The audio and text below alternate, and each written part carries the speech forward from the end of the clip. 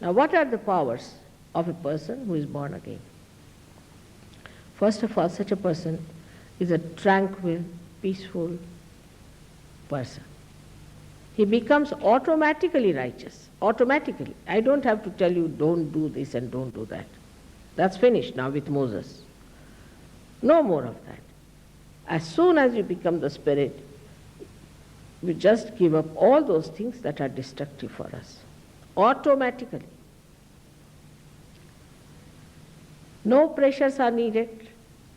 No goading is needed. Nothing of the kind. Automatically, because the Spirit is the light, you get your enlightenment. Supposing I'm holding a snake in my hand and it's not light. Somebody tells me it's a snake, I'll say, no, it's a rope. I'm holding on to a rope. But when there is a light, I just drop it. In a simple way. Nobody has to tell me, I see the light and it drops off. In the same way, you are an enlightened person. You can make out what is truth and what is untruth. For example, you see someone, even from Indian jails, some people who have just come out of jails, they don't know what to do with themselves. So they walk out with saffron clothes to Germany, maybe to Australia also, and they become great Babajis here. Now these great Babajis sit on some of the important places in the city, and everybody is surrounding them, giving them money, giving them their lives, you see, all big talk of love going on and everything. Is he a realized soul or not? How will you find out? You don't know whether he is a realized soul or not. Because you are not at an absolute point. You are still in a relative understanding. Because this person is wearing this kind of a dress, is sitting very quietly there, so he must be a Babaji. You cannot recognize a person, whether a person is true or not. You can't recognize me either, whether I am telling you the truth or not.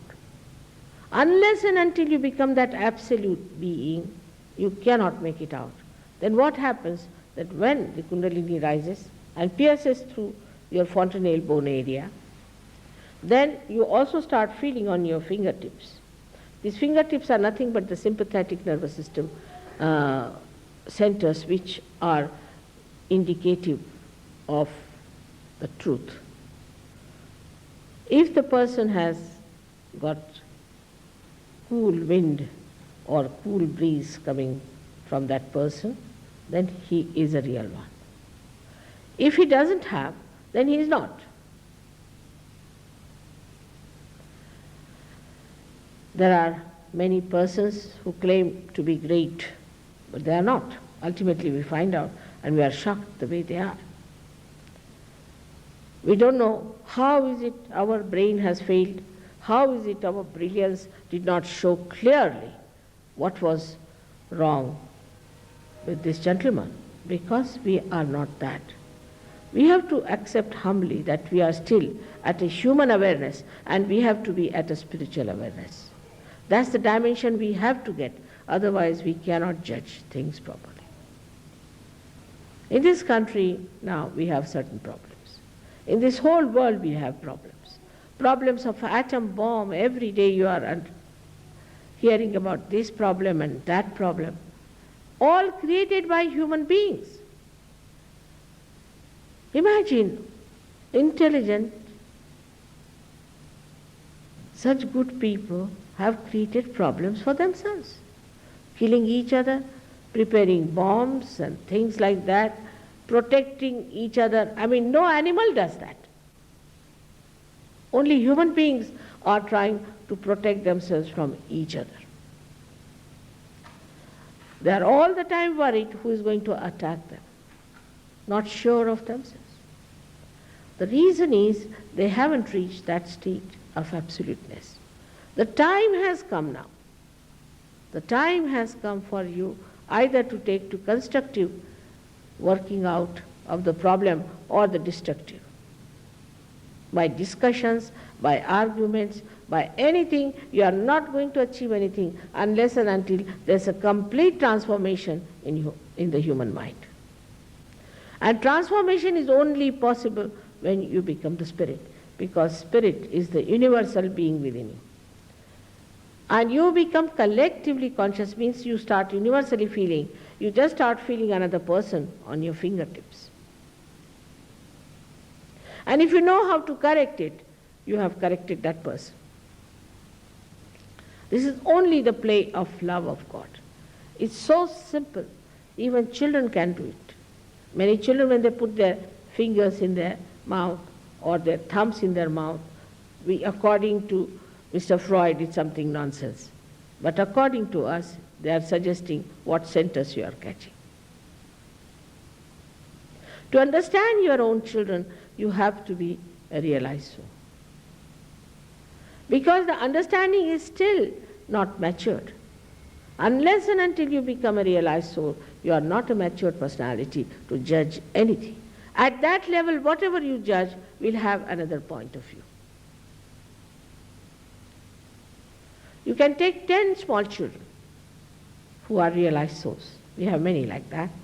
And type their eyes. Now ask them, what's the wrong with this particular person? They will all raise one finger, meaning this, or this finger. If this finger means that person feels guilty for nothing at all, is the Vishuddhi on the left-hand side, or the right means he talks too much and he has problems here.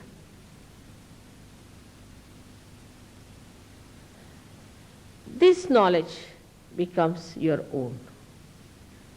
This is one of the powers I have described to you, that you feel the collective consciousness within yourself. Whatever you achieve in your evolution is a living process. It is not a dead process. It's a living process by which your central nervous system can feel what is around you, what is within you. What you call the parasympathetic nervous system gets activated. And you can understand the parasympathetic, while if there are any doctors, they'll tell you that they don't know much about parasympathetic. Now, all these things happen to you, and even if you are a child, you can manage the show. The second power you get is that you can raise the kundalini of another person. Like one enlightened light can enlighten another person. But we cannot deal with people who are nasty, who are superficial, who are stupid, not meant for that. It is meant for people who are seekers, who are intense. They are the chosen ones, and they are called as seekers nowadays. They might be drug addicts, or they might be anything. Doesn't matter. They have been truly seeking, they have taken something wrong as right, or they might have done some mistakes. Doesn't matter. Everything is forgiven. They will get what they want, because they have been intensely seeking, truly wanting to be the spirit. This is the pure desire of the person that works out.